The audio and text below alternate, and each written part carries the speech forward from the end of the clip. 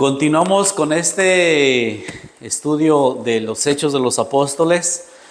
Ahorita me voy a detener, vimos ya lo que era la ciudad de Atenas, luego Corinto y ahora Éfeso. Recuerden que hay una carta a los Efesios, y es una carta que escribió Pablo mientras estaba encarcelado y se la manda a esta comunidad cristiana que vivía en Éfeso. En los Hechos de los Apóstoles, ahí en el capítulo 19, encontramos algunos datos en el 19 y el 20 de esta comunidad.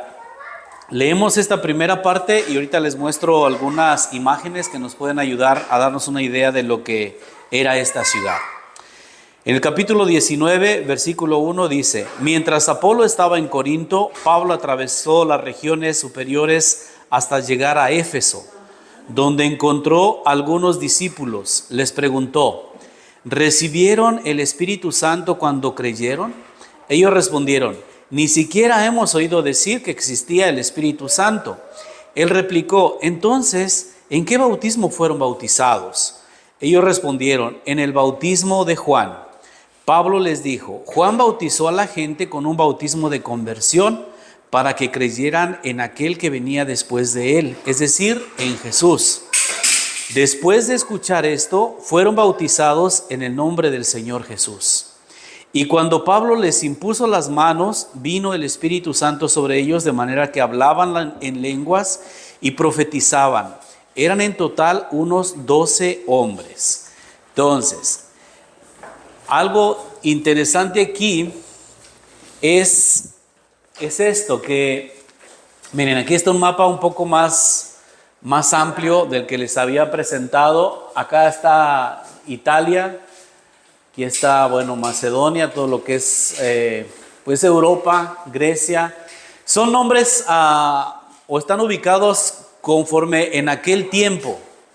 No piensen que así se llaman actualmente. Por supuesto, Italia, Macedonia, pues es un país, todavía está ahí, pero han cambiado los nombres. Egipto sigue siendo Egipto, Libia por supuesto, pero Edom, Moab, Caldea, Arabia también está ahí todavía, pero esto se denominaba Asia Menor, hoy se llama Turquía. Y aquí donde ven esta estrellita, pues ahí es Éfeso. Su importancia es pues que estaba en medio, tenía un puerto, era una ciudad portuaria también, bien comunicada, como Atenas, como Corinto, del que hablábamos la otra vez. Y pues Pablo son de las regiones que estuvo recorriendo. Pablo nació aquí, en Tarso, y son las regiones que recorrió en sus 3 viajes misioneros. Esta ciudad tuvo mucha importancia para Pablo, porque se convirtió de alguna manera como al principio iba de lugar en lugar, formando comunidades en todos lados, pero ya después como que se le bajó un poquito al ritmo de ir de ciudad en ciudad, se detuvo ahí y desde ahí mandaba a sus colaboradores, a Timoteo, a Tito, a Silas, a Apolo, los mandaba a las comunidades y también mandaba cartas. Decía: lleven esta carta a Éfeso, lleven esta carta a Corinto, a los filipenses, a los gálatas. Entonces Pablo cambió su estrategia y dice: no tengo que andar de un lado para otro, sino ahora las cartas. Y gracias a eso que tenemos las cartas, pues tenemos también una enseñanza apostólica muy importante, muy importante. Pero la ciudad es esta, aquí la tenemos enfrente del que se llama el mar Egeo, Interesante aquí también que los primeros, podríamos decir que Pablo no fue el primero en anunciar el mensaje. Ya había abierto camino los judíos que recibieron el bautismo de Juan. No conocían a Jesús. Por eso dicen: ni siquiera hemos oído hablar que existiera el Espíritu Santo. Entendamos que las noticias en ese entonces, aunque había comunicación por cartas, por barcos, información iba y venía, sobre todo gracias a que el Imperio Romano dominaba todo eso y pues tenía sistemas de comunicación muy buenos, pero tardaban tiempo. O sea, una noticia podía llegar en meses. Entonces todo eso había pasado. Jesús murió, Jesús resucitó, sus discípulos empiezan a predicar y a ellos apenas les estaba llegando el anuncio. Entonces Pablo dice que los bautiza en el nombre de Jesús y ahí empieza esta comunidad. Continuamos en el versículo 8. El versículo 8 dice: Pablo entró en la sinagoga y durante 3 meses habló con valentía, dialogando y persuadiéndolos acerca del reino de Dios. Esa era su estrategia, ir a las sinagogas, ir a donde estaban los judíos, donde estaban las comunidades judías, y dice que pasó 3 meses hablando con ellos, hablándoles de quién era Jesús, por supuesto conectando la persona de Jesús con los profetas, con el Antiguo Testamento, presentándolo como el Mesías esperado. Dice: pero como algunos se endurecían y no creían, sino que hablaban mal del camino públicamente, se apartó de ellos, llevando consigo a los discípulos, a los que habían creído. Y diariamente les hablaba en la escuela de Tirano. Escuela, así se llamaba, Tirano. No que fuera un tirano, sino que se llamaba Tirano. Entonces, cambia, dice: ya no me escuchan en la sinagoga. Entonces, uno que sí había creído en él y que tenía una escuela, un lugar de formación, de enseñanza, dice que empezó a hablarles de Jesús en ese lugar. Esto duró 2 años, de tal modo que todos los habitantes de Asia escucharon la palabra del Señor, tanto judíos como griegos. Además que Éfeso era un lugar a donde iba mucha gente, por una cosa o por otra. Miren, vamos a ver un poquito algunas imágenes. Esto sería pues como una de las calles principales. Hoy está destruida porque han pasado muchos terremotos, guerras, han pasado incendios, ciudades antiguas que pues en las excavaciones y la arqueología quedan así. Entonces ahí está una parte de una estatua rescatada y las columnas. Eran ciudades espectaculares, blancas, con mármol, con baños públicos, con teatro, con por supuesto magistrados, mercados.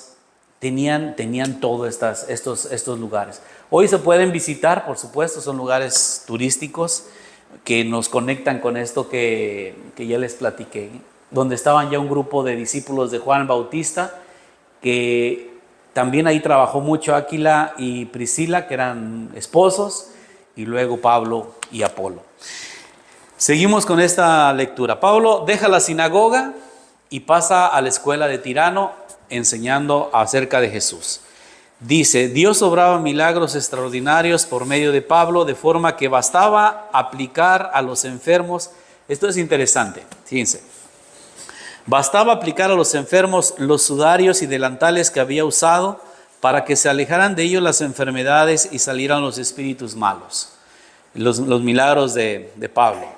También algunos de los exorcistas itinerantes judíos imponían las manos invocando el nombre de Jesús sobre los que tenían espíritus malos, diciendo: les ordeno en el nombre de Jesús al que Pablo predica.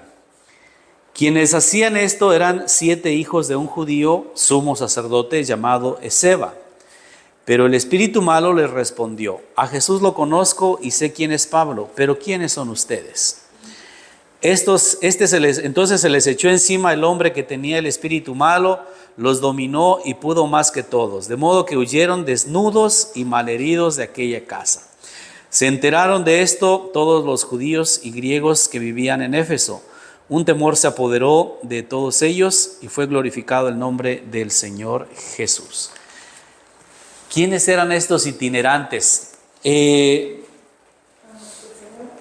Bueno, también cuando se acuerdan que a Jesús en los evangelios, cuando decían: este expulsa a los demonios en el nombre del Belcebú, del mismo demonio, diciendo: estás poseído, y por eso, entonces dice: como una casa dividida es imposible que el demonio expulse al demonio. Dice: o en nombre de quién los expulsan sus hijos, porque era también parte de las prácticas religiosas, pues hablando pues de posesiones espirituales, podemos llamarlo así, del mal. Aquí había hoy en día podemos delimitar o diferenciar campos entre enfermedades mentales, psicológicas, espirituales y también pues, enfermedades físicas. Hoy muchas cosas que, es que alguien que ve visiones, que habla con no sé quién, pues tú dices, pues algo no está bien en su mente, ¿no? Entonces se le hace un análisis psicológico, psiquiátrico. Muchas veces son consecuencias de traumas, de experiencias muy fuertes, agresiones, de accidentes, de cosas que vivieron uno desde la juventud o desde la niñez y que luego se desencadenan y se altera pues nuestro normal funcionamiento de la mente, ¿no? ¿Cuántas veces uno que ve cosas y ve que una mancha y que aquí, que allá? Y normalmente pues alguien que está, por decir, se oyen voces, entonces pues dices, pues está endemoniado, tiene un espíritu. Entonces sí hay por supuesto estas posesiones, pero la mayoría pues son de alguna manera de enfermedades mentales. Como sea, a lo que voy es a esto. Pablo tiene ese poder recibido como los apóstoles, eso que ejercía Jesús expulsando el mal de las personas, también lo hace Pablo. Y aquí lo interesante está que lo corren de la sinagoga y después algunos querían aprovechar y hablar en nombre de usar ese poder, y entonces dice que sucedió pues ese acontecimiento que dice usted, a Pablo lo conozco, a Jesús también, pero ustedes que ni que les fue mal con aquel hombre poseído, ¿no? Pero habla pues de un problema que se estaba dando entre quienes aceptaban a Jesús, quienes no, especialmente judíos y griegos. Pero Pablo estaba entre medio de ellos y lo que demuestra, dice que no era solo su palabra. Y eso era algo que también las comunidades cristianas procuraban siempre. No es solo la palabra que anuncian, sino las obras, las acciones. Y no... Bueno, pueden ser cosas milagrosas, como en este caso que cura enfermos y demás. Pero yo creo que si algo nos ha demostrado la historia del cristianismo, es en las obras, es la ayuda al necesitado. En situaciones de enfermedad, de destrucción, de guerras, siempre el cristiano pues de alguna forma ha hecho grandes milagros en ayudar. Y no solo a otros cristianos, sino incluso personas de otras religiones. También eso hay que reconocerlo. Sí se han cometido también muchos errores en la historia del cristianismo, pero lo cierto es que también se ha ayudado a mucha gente. Entonces, el mensaje de Pablo y el mensaje de los apóstoles va anunciado con obras y palabras. Que pues sí, hablar, pues hoy mismo lo escuchamos en el Evangelio, es fácil, pero hacerlo no es tan fácil. Seguimos. Muchos de los que habían creído siguieron viniendo y confesaban y manifestaban públicamente sus prácticas. Numerosos practicantes de magia juntaban los libros y los quemaban a la vista de todos. Calcularon su valor y encontraron que era de 50,000 monedas de plata. Así crecía y se robustecía la palabra del Señor.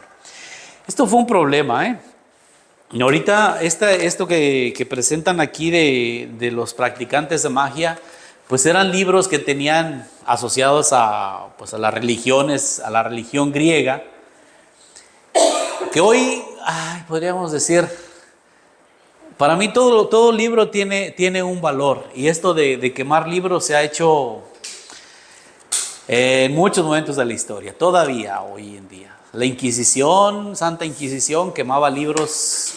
Le llamaban índice de libros que si ellos determinaban que de alguna forma eran contrarios a la fe o decían o a la moral, entonces esos libros no podías ni tenerlos en casa. Y es más, mucha gente murió por tener libros. En otras persecuciones también quemaron, en las persecuciones judías, por ejemplo en la Segunda Guerra Mundial, quemaron muchas Biblias judías, la Torá, el Antiguo Testamento, los rollos, y pues las comunidades hacían lo imposible por esconderlos, por guardarlos, porque son de mucho valor. Esta quema de libros pues fue también, hablan de una cantidad enorme de lo que costaban. Desde el punto de vista cristiano dice, pues es que cambiaron, se convirtieron y qué bien. pero del otro punto de vista, pues también se perdió muchísimo. Hay algo que quiero mostrarles aquí. Bueno, va a venir más adelante. Eso que ven ahí es una reconstrucción del templo de la diosa griega Artemisa, o también le decían Diana cazadora, diosa de la caza. Era una de las maravillas del mundo antiguo, ese templo. También se quemó una vez, lo reconstruyeron, y luego pues terremotos y guerras y todo, y saqueos, pues fueron terminando con ese hermoso templo, que hoy quedan solamente algunas columnas. Entonces, ya había inconformidad en la ciudad, que por la presencia de Pablo con la comunidad judía, pues los judíos empezaron a rechazarlo y dijeron, nos quiere cambiar de la fe. Y luego los que abandonaban sus prácticas religiosas y que además quemaban los libros, pues también fue otra alarma. Y después viene esto que se llamó la revuelta de Éfeso, o la revuelta de los plateros. ¿Qué es eso? Aquí adelantito está. Bueno, hay una parte importante después de esa quema en el versículo 21. Hechos 19, 21. Dice: después de estos sucesos, Pablo tomó la decisión de ir a Jerusalén, pasando por Macedonia y Acaya, y decía: después que haya estado allí, debo visitar también Roma. Ya se había puesto la meta de visitar Roma. Envió a 2 de sus colaboradores a Macedonia, a Tito y a Erasto, mientras él se quedaba algún tiempo en Asia. Aquí viene lo que les digo de la revuelta o el problema que hubo con los plateros. Por aquel entonces se produjo un gran tumulto a raíz del camino. Otra vez, ¿qué era el camino? El camino, así se le llamaba a los seguidores de Cristo, no solo a los apóstoles, a los cristianos, a raíz del camino. Porque un platero llamado Demetrio, que hacía en plata pequeños templos de Artemisa y producía para los artesanos muchas ganancias, reunió a estos y a los que tenían oficios semejantes y les dijo: hacía pequeños templos de plata como aquel y también figuritas de la diosa Artemisa, y se vendían muy bien. Era un santuario al que iba mucha gente al templo, y pues compraban, sea por cuestión religiosa o por llevarse un recuerdo, como hasta el día de hoy se hacen muchos santuarios, ¿no? Te venden tus rosarios, te venden tus imágenes y demás. De alguna forma también es negocio, hay que reconocerlo, ¿no? ¿Qué pasó aquí? Dijo en su discurso: señores, ustedes saben que de este trabajo proviene nuestra riqueza, y ustedes han visto y oído que no solo en Éfeso, sino en toda Asia, este Pablo ha convencido a una gran cantidad de gente, diciendo que no son dioses los que son hechos con las manos. Y de hecho no lo son, ¿va? Y no solo nosotros corremos el peligro de que nuestro oficio caiga en mala reputación, sino también que el templo de nuestra gran diosa Artemisa se considere sin valor y venga a ser despojada de toda su grandeza, la que toda Asia y todo el mundo adora. Al oír esto, llenos de ira, gritaban diciendo: grande es Artemisa de los Efesios.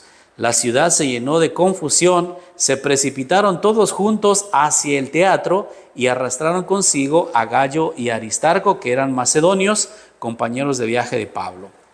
Pablo quería presentarse ante el pueblo. Vamos a ver el teatro, a dónde los llevaron. Bueno, esta que ven aquí, este edificio, le llama a lo que queda la biblioteca de Celso, una biblioteca que contenía, se supone en aquel tiempo, alrededor de 12,000 rollos manuscritos, y uno de los edificios más impresionantes del Imperio Romano. Había varios niveles, era una cosa extraordinaria. Así como la biblioteca de Alejandría, pues esta biblioteca también tenía su valor, y probablemente muchos de estos rollos fueron quemados en aquel rechazar pues las prácticas religiosas antiguas griegas y asumir el cristianismo. Pero este es también un edificio muy importante de lo que era Éfeso. Quiero que veamos este de acá. A lo mejor si podemos apagar poquito la luz para que se alcance a ver. Gracias, Mari. Ahí está, miren. Entonces, ¿a dónde querían llevarlos? Esos anfiteatros los hacían de tal forma que de este lado generalmente aprovechaban una colina o una loma, un cerrito. Ahí excavaban y ponían gradas, eran muy grandes, cabía mucha gente. Y aquí estaba pues los lugares donde se cambian los actores, donde incluso cuestiones políticas y otras. Y el que hablaba aquí su voz llegaba a... Era una maravilla porque con la acústica de esos lugares y la brisa del mar o donde venía el viento, no necesitaban micrófonos. De hecho, todavía hoy en la práctica, quien se para ahí y hablas, otro se puede poner ahí arriba y se escucha muy bien. Entonces, bueno, eso también se encuentra en muchas construcciones, también, por ejemplo, algunas plazas en México con las pirámides y la ubicación como está, el que habla en un lugar se escucha en otro. Pero bueno, en ese lugar dice que es donde los llevaron, esa revuelta, y querían lincharlos prácticamente. Unos gritaban una cosa y otros otra. Voy en el versículo 32. Había gran confusión con la asamblea y la mayoría de ellos no sabía por qué motivo se habían reunido. Es más, ahí borlote, pues vamos. Pero no sabían por qué. Pero la acusación era esa, que estaba disminuyendo el negocio de la venta de templitos y de figuritas. Y pues dice Demetrio, vamos a hacer algo. Algunos de la multitud habían aleccionado a Alejandro, pero había sido empujado por los judíos. Entonces Alejandro, levantando la mano, quería hacer una defensa ante el pueblo. Pero sabiendo que era judío, todos a una voz se pusieron a gritar durante casi 2 horas. Grandes Artemisa de los Efesios. Cuando el magistrado logró calmar a la gente, dijo, o sea, Alejandro es el que era el magistrado, dice, calme, pero como era judío, pues también se le empezaron a poner en contra de él. Efesios, ¿hay acaso algún hombre que no sepa que la ciudad de los Efesios es guardiana de la gran diosa Artemisa que cayó del cielo? Siendo esto innegable, conviene que se calmen y no hagan nada precipitadamente. Han traído ustedes a estos hombres que ni roban templos ni blasfeman contra nuestra diosa. Así que si Demetrio y los artesanos que están con él tienen alguna queja contra ellos, los tribunales están abiertos y tienen sus procónsules. Había jueces, había un proceso para pues determinar si había un delito o no. Presenten allí sus acusaciones. Pero si están buscando algo más que esto, se decidirá en una asamblea legal, porque estamos en peligro de ser acusados de insurrección por lo que ha ocurrido hoy, ya que no existe motivo para justificar este alboroto, y diciendo esto, disolvió la asamblea. Se calmaron. Entonces, lo interesante de esto es que nos dan esos detalles y de lo difícil que fue primero el choque con la comunidad judía, y después algo que les he hablado también desde Atenas o Corinto, la dificultad pues de hablar a la religión o al pensamiento de los griegos. No era sencillo, no es así como, ya te convencí ya. Yo creo que es algo que todavía vivimos hoy en día, hasta entre los mismos cristianos, ¿no? Cuando queremos dialogar, cuando queremos incluso con la misma Biblia, es que tú me quieres cambiar de mi fe, es que tú me quieres, y sí, hay ese tipo de proselitismos, y el cristianismo lo ha vivido muchas veces queriendo convertir por la fuerza a los pueblos enteros. Hablamos, no sé, de los mismos judíos o de los musulmanes, o hablamos de los pueblos originarios de aquí, de Estados Unidos y de América en general. Entonces es una historia que como que se va repitiendo el choque y la forma en que lo hemos presentado en los pueblos de misión, en que partimos del hecho de que estás mal y yo te vengo a corregir. Pero eso es algo que también la iglesia los últimos años ha reflexionado mucho, Y escuchen los discursos del Papa Francisco, por ejemplo. Dice, dejemos ya esa idea colonialista de la fe, de querer llevar e imponer la fe a otras culturas. Más bien vayamos al encuentro de las culturas, porque de las culturas que son diferentes a nosotros aprendemos mucho y por supuesto de los valores del evangelio y del cristianismo se aporta mucho también, pero necesitamos ir al encuentro. Solo que nos hemos acostumbrado a predicar desde una posición de autoridad, de poder, de dominio. Hablamos de lo que fue el colonialismo europeo en África, en Asia, en América, pues fue terrible. Fue una imposición por la fuerza. Por eso era la cruz y la espada, ¿no? Entonces, es una historia, digo, que sí ha dejado muchas cosas positivas, buenas, pero también ha dejado cosas muy dolorosas, muy dolorosas. Y estos acontecimientos de Éfeso también, o sea, no es que estaban anunciando algo malo, pero pues implicaba un choque y un encontrar como esos puntos de acuerdo, de respeto, de aceptación mutua entre la cultura griega, entre por supuesto la fe y la cultura judía y lo que los apóstoles estaban tratando de anunciar acerca de Jesús. No era algo sencillo y nunca lo ha sido, y les digo hasta el día de hoy. A tu puerta pueden llegar personas que te digan, estás mal. Y partimos con él, oye, ¿por qué estoy mal? Pues no, tú estás mal, ya estás perdiendo el tiempo, estás en el lugar equivocado. Y te empiezan un adoctrinamiento, algo que también, pues de nuestra parte también a veces puede ser hacia los demás. Entonces, insisto, tenemos que ir como al encuentro, no a la imposición, no al obligar, sino al encuentro y al aprender unos de otros. Como ser más humildes, diría yo, en pocas palabras. Y es una actitud y es algo pues que la iglesia, el cristianismo en general, no solo la iglesia católica romana, las demás iglesias, han tratado de avanzar un poquito en eso. De ser menos conquistadores o imponer por la fe, imponer por imponer y hacer un poquito más abiertos. Pero bueno, esta es la experiencia que nos cuentan aquí de Éfeso. Hacia el final, en el 20, dice que Pablo se va de Éfeso. Cuando se calmó el alboroto, Pablo mandó llamar a los discípulos, los exhortó y despidiéndose se dirigió a Macedonia. No sé dónde estaba Macedonia, se regresó. Está acá atrás en el mapa.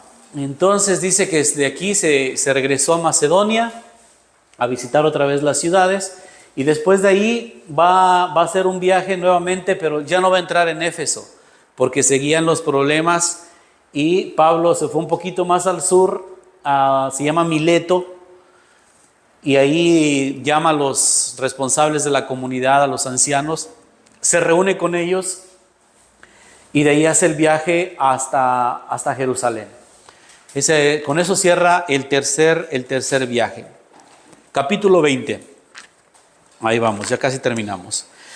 Cuando se calmó el alboroto, Pablo mandó llamar a los discípulos, los exhortó y despidiéndose se dirigió a Macedonia. Atravesó aquellas regiones y los exhortó con largos discursos. Luego llegó a Grecia. Allí se quedó 3 meses, pero se suscitó una conjura contra Pablo de parte de los judíos cuando estaba a punto de embarcarse para Siria. Entonces tomó la decisión de regresar por Macedonia. Lo acompañaban Sópatros, hijo de Pirro de Berea, Aristarco y Segundo de Tesalónica, Gallo de Doberes, Timoteo, Tito y Trófimo de Asia. Estos se adelantaron y nos esperaron en Troade. Nos embarcamos en Filipos después de los días de los panes sin levadura y después de 5 días los alcanzamos en Troade, donde permanecimos durante 7 días. Ahí tienen este mapa de la penúltima, aquí está, Neápolis, Troade.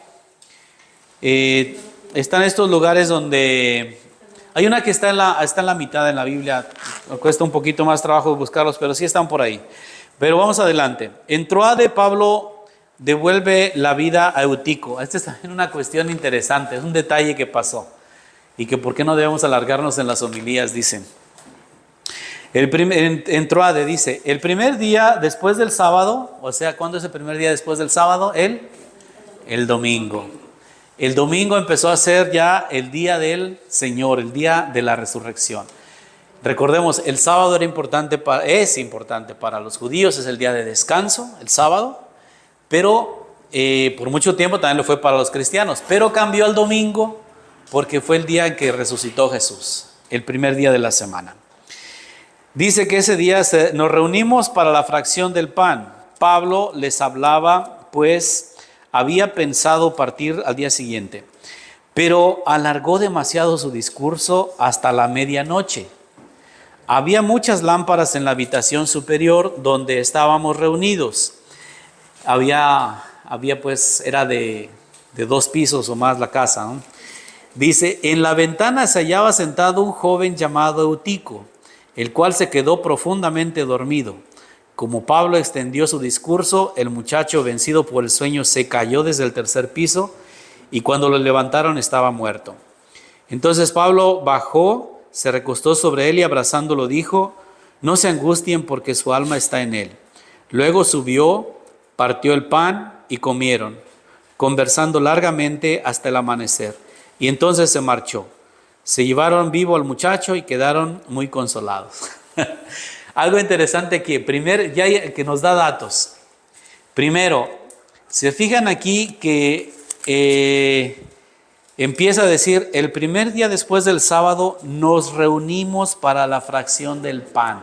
Ese nos reunimos ya se está incluyendo Lucas. Ya está diciéndolo él, no por lo que le contaron, sino por lo que él vivió. Y luego nos reunimos para la fracción del pan. ¿Qué es la fracción del pan? ¿Cómo le llamamos hoy? La Eucaristía, la misa. Ya las comunidades empiezan a reunirse para la fracción del pan, para escuchar la enseñanza de los apóstoles, la enseñanza de Jesús. Entonces también es un testimonio muy antiguo de cómo se celebraba la Eucaristía, la misa. Y este hecho, pues que se quedó dormido en la homilía, larga homilía, entonces por eso es que no debemos hablar tanto, no sea que alguien que se quede dormido se descalabre ahí en la banca, ¿eh? Puede pasar. Un día les cuento una donde sí pasó. Bueno, voy a hacer un paréntesis aquí para que me acuerdan de decirle a Sandra para que esto no lo publique en la clase. Cuando estábamos en el seminario, teníamos la misa a las 5:30 de la mañana. Entonces, estábamos pues, con un sueño, no se nos quitaba ni el hambre ni el sueño nunca. Siempre teníamos hambre, siempre teníamos sueño. Y entonces todos los seminaristas ahí bien así en la mañana, pues quién se quedaba bien dormido y quién no.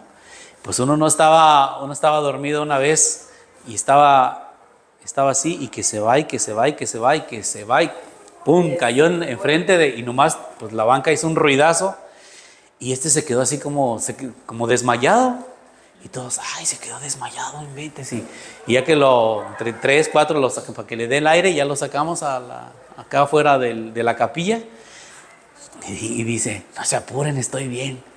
No más que me quedé dormido, me caí, me dio vergüenza, dice, mejor me hice el desmayado. Y tú, no sé si le pasó lo mismo. Ya lo dejamos caer. Y dice, no, pero es que me dio vergüenza que sí me quedé dormido y me caí, dice, en un sueño que teníamos. Y otra que pasó en esa misa que teníamos como a las 5 de la mañana, porque como tenemos no sé qué otra actividad, 5:30, luego a las 6, no sé, y íbamos bien pronto a hacer otra actividad. Había unas viejitas que iban siempre, porque había misa temprano, y yo creo que ya no les daba sueño, eran como unas 4. Y siempre iban las viejitas, bien puntuales, ahí estaban, en la primera banca se sentaban, pero se quedaban dormidas también. Y había una que se sentaba y se iba así. Y en la banca nomás la veías así y se iba. Pero se iba acostando y nosotros ya ni veíamos la misa, se va a caer. Se va a cansar. Y luego se enderezaba despacito así. Y luego se iba para el otro lado. Y así ya nosotros ya no nos dormíamos por estar viendo a las viejitas que estaban así. Y nosotros decíamos, pues quédense dormidas, hombre. Si nosotros pudiéramos quedarnos dormidos, ahí nos quedamos. ¿Qué? Y que es que no nos da sueño, pues no les da, pero aquí sí. No se venían a dormir. Bueno, se cierra el paréntesis para que vean que si se queda uno dormido, ¿eh? Ah, no queda. Eso es bueno para de repente Era experiencias del seminario, que nos quedábamos dormidos. Bueno, ahora sí ya se cierra el paréntesis, editado. Espero que le quieran esta parte.